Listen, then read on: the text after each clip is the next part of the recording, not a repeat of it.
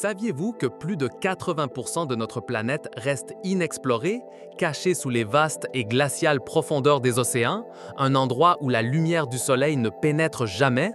Ce royaume abyssal, qui commence à 200 mètres sous la surface et s'étend sur des milliers de mètres supplémentaires, est un environnement d'obscurité perpétuelle, de pression écrasante et de température proche du point de congélation. Cependant, ce n'est pas un vide désolé, c'est un monde vibrant, habité par des créatures fascinantes qui ont développé des sens extrêmes, presque de science-fiction, pour non seulement survivre, mais prospérer dans l'obscurité la plus totale. La question qui se pose inévitablement est comment ces espèces parviennent-elles à trouver de la nourriture, à échapper aux prédateurs et à se reproduire dans un endroit où la vue, notre sens dominant, est pratiquement inutile? La réponse réside dans une adaptation sensorielle étonnante qui va bien au-delà de ce que nous pourrions imaginer. La vie dans les profondeurs marines est confrontée à des défis monumentaux. L'absence totale de lumière à partir de 1000 mètres de profondeur dans la zone bathypélagique oblige les organismes à dépendre de perceptions au-delà du spectre visible. La pression hydrostatique augmente drastiquement avec la profondeur, atteignant dans les fosses océaniques plus de 1100 atmosphères, ce qui équivaut à 50 avions jumbo posés sur 1 cm² de surface. Les températures, quant à elles, oscillent entre 2 et 4 degrés Celsius dans la plupart des zones abyssales, tandis que les ressources alimentaires sont extrêmement rares, dépendant en grande partie de la neige marine, c'est-à-dire de la matière organique qui se précipite lentement depuis les couches supérieures. Face à ces conditions si hostiles, les créatures des profondeurs ont perfectionné des systèmes sensoriels extraordinaires. Chacun est un chef-d'œuvre de l'évolution qui leur permettent de détecter leur environnement, leurs proies et leurs prédateurs avec une précision étonnante. La vision, bien que transformée, reste cruciale dans certaines zones. Malgré l'obscurité, la bioluminescence est la seule source de lumière endogène dans cet univers subaquatique. Ce phénomène, la production de lumière par des organismes vivants via des réactions chimiques, est incroyablement commun dans les profondeurs. On estime que plus de 90% des organismes de la zone mésopélagique, connue sous le nom de zone crépusculaire entre 200 et 1000 mètres, sont bioluminescents. Cette lumière n'est pas la lueur intense que nous connaissons à la surface. C'est souvent une faible luminescence ou un bref éclair, principalement dans des tons bleu-vert, les couleurs qui voyagent le mieux à travers l'eau. Les créatures ont développé des yeux qui maximisent la capture de ces rares photons. Par exemple, les poissons télescopes, comme le Macropina microstoma, possèdent de grands yeux tubulaires, orientés vers le haut, qui sont incroyablement sensibles à la lumière faible. Ces yeux leur permettent de détecter les silhouettes de proies nageant au-dessus ou les faibles éclairs de bioluminescence. Leurs yeux sont équipés d'un nombre disproportionné de bâtonnets, les cellules photoréceptrices responsables de la vision en basse lumière, et sont dépourvus de cônes qui servent à la vision des couleurs. D'autres poissons, comme le poisson-dragon des profondeurs, Malacosteus niger, ont poussé l'adaptation visuelle un cran plus loin. Ce prédateur a l'incroyable capacité de produire et de percevoir la lumière rouge, une longueur d'onde presque invisible pour la grande majorité des créatures marines, car la lumière rouge est rapidement absorbée dans l'eau. Ce poisson émet une lueur rouge depuis un organe bioluminescent situé sous son œil, utilisant un pigment oculaire inhabituel qui lui permet de voir cette lumière. Cela lui confère un avantage d'embuscade sans égal. Il peut éclairer ses proies, comme les petits crustacés qui ne peuvent pas voir la lumière rouge, et les traquer sans être détectés. C'est comme avoir son propre dispositif de vision nocturne de haute technologie, une lampe de poche invisible dans l'obscurité totale de l'océan. Les calmars vampires, Vampirothetis infernalis, présentent également une vision extraordinaire, avec les plus grands yeux proportionnellement à leur corps de tout animal vivant, ce qui leur permet de collecter le plus de lumière possible. Ils utilisent des photophores, des organes producteurs de lumière distribués sur tout leur corps pour diverses fonctions, allant du camouflage par contre-illumination pour éliminer leur silhouette contre la faible lumière résiduelle d'en haut, à la défense en projetant des nuages de mucus bioluminescents. La chimioréception, c'est-à-dire le sens de l'odorat et du goût, est probablement le sens le plus fondamental pour la survie dans l'obscurité absolue des profondeurs marines. Dans un environnement où la vue est inefficace, la capacité de détecter des molécules chimiques dissoutes dans l'eau devient primordiale pour trouver de la nourriture, identifier un partenaire et éviter les dangers.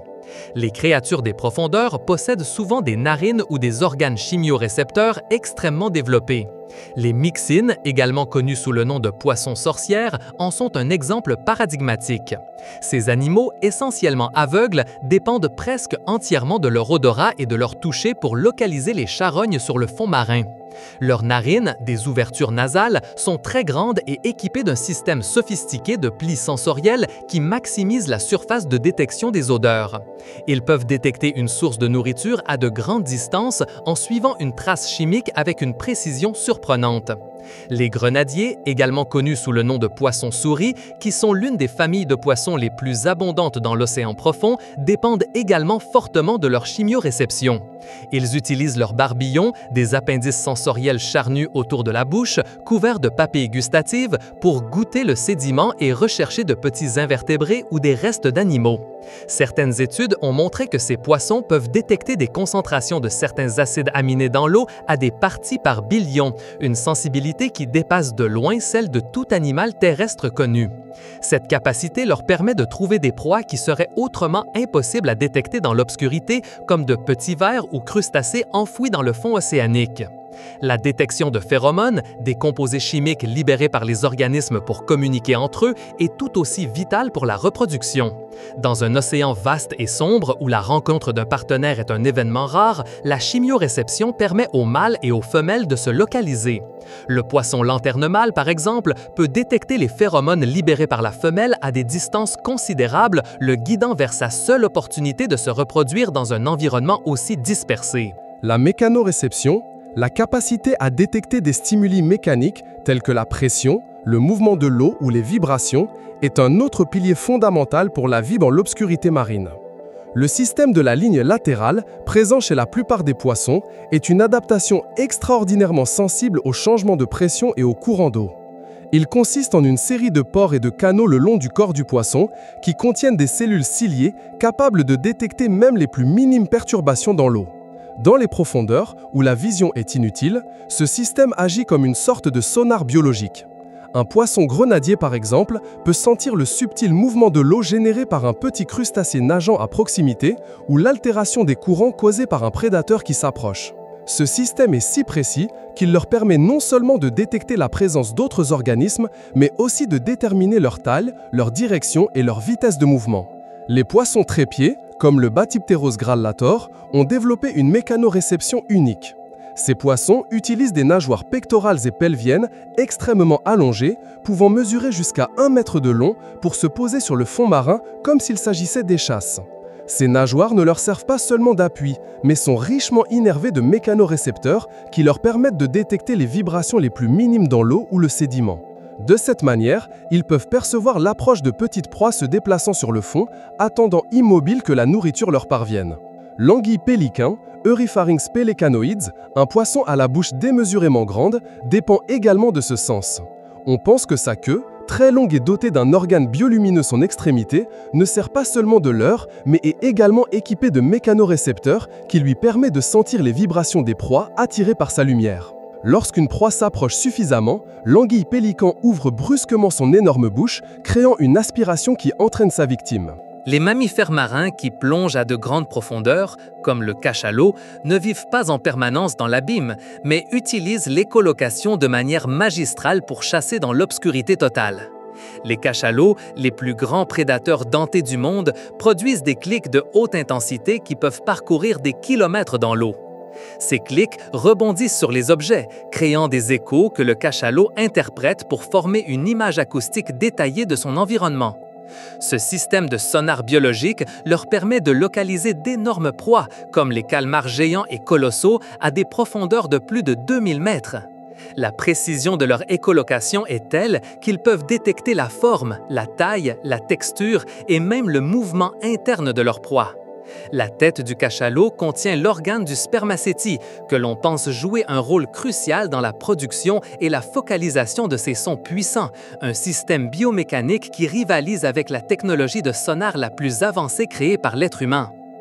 L'électroréception, la capacité de détecter de faibles champs électriques, est un sens extrêmement spécialisé et fascinant que certaines créatures marines ont développé pour naviguer et chasser dans l'obscurité. L'eau salée est un excellent conducteur d'électricité et tous les êtres vivants, y compris les poissons et les invertébrés, génèrent de petits champs électriques par leurs mouvements musculaires et l'activité de leurs nerfs. Les requins et les raies, y compris certaines espèces des grands fonds, sont des maîtres de ce sens. Ils possèdent des organes sensoriels appelés ampoules de Lorenzini, un réseau de pores et de canaux gélatineux distribués principalement autour de la tête. Ces ampoules sont incroyablement sensibles aux moindres variations de potentiel électrique dans l'eau, leur permettant de détecter la présence de proies enfouies dans le sable ou la roche, même lorsqu'elles sont immobiles. Les invisibles. Un requin des profondeurs, comme le requin lézard, Chlamydococcus anguineus, qui vit à des profondeurs allant jusqu'à 1500 mètres, peut utiliser ses ampoules de Lorenzini pour localiser des proies qu'il ne peut pas voir. Si un petit poisson ou un crustacé se cache sous le sédiment, son activité biologique, même minime, génère un champ électrique que le requin peut percevoir. Ce sens est particulièrement utile dans l'environnement abyssal où de nombreuses proies utilisent le camouflage ou s'enfouissent pour éviter les prédateurs. Les chimères, poissons cartilagineux apparentés aux requins, qui habitent également les profondeurs, possèdent également un sens de l'électroréception très développé. Leur museau, souvent long et pointu, est couvert de pores électrosensoriels qui leur permettent d'explorer le fond marin à la recherche de petits invertébrés et de poissons. Cette capacité leur confère un avantage décisif dans la recherche de nourriture dans un environnement où d'autres sens seraient insuffisants. Au-delà de ces sens principaux, il existe des adaptations sensorielles moins connues mais tout aussi vitales. La thermoréception, la capacité de détecter les changements de température, est un sens crucial pour certains organismes, bien que sa pertinence dans les eaux profondes, qui sont généralement stables en température, soit moindre. Cependant, à proximité des cheminées hydrothermales ou des évents volcaniques sous-marins, où l'eau chaude et riche en minéraux émane du fond marin, les organismes qui prospèrent dans ces environnements extrêmes peuvent utiliser la thermoréception pour détecter ces sources d'énergie et de nutriments.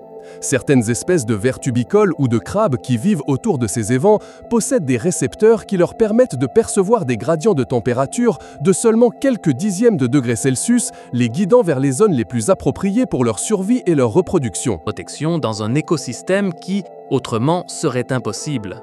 La baroréception, la détection de la pression, est une autre adaptation fondamentale pour la vie dans les profondeurs. Étant donné la pression immense et constante, les créatures qui se déplacent à travers différentes zones de profondeur doivent être capables de détecter et de compenser ces changements. Par exemple, les poissons qui effectuent des migrations verticales quotidiennes, remontant vers des zones plus superficielles pour se nourrir la nuit et retournant dans les profondeurs pour éviter les prédateurs, doivent ajuster leur flottabilité et leur physiologie pour supporter des fluctuations de pression de plus de 100 atmosphères. Bien que ce ne soit pas un sens au même titre que la vue ou l'odorat, la capacité de leurs organes internes, comme la vessie natoire, à détecter et à répondre à ces changements de pression est une forme vitale de perception environnementale, essentielle pour éviter le barotraumatisme et maintenir l'homéostasie.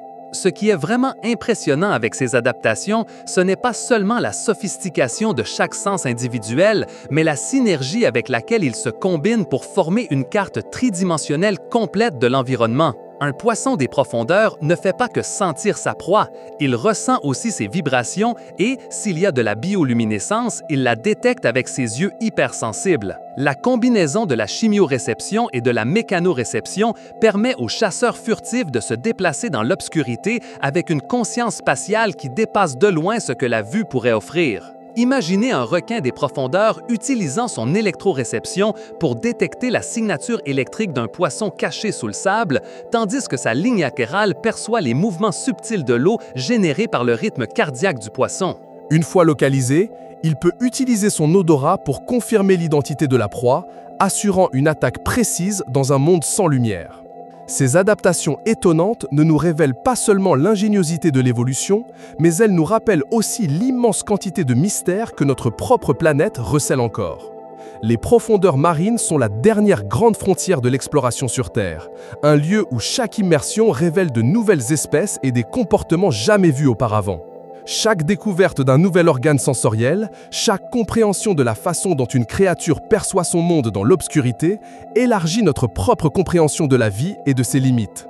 L'étude de ces sens extrêmes n'est pas seulement fascinante en soi, mais elle peut aussi inspirer des avancées technologiques dans des domaines tels que la robotique, la télédétection et la médecine. Les secrets de la survie dans l'obscurité marine sont loin d'être entièrement dévoilés, et chaque recherche nous rapproche un peu plus de la compréhension de cet univers subaquatique énigmatique. L'immensité des profondeurs océaniques continue de défier notre imagination et d'élargir les limites de notre connaissance de la vie.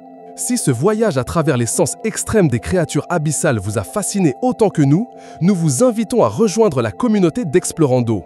Abonnez-vous à notre chaîne pour ne manquer aucune de nos expéditions vers la connaissance.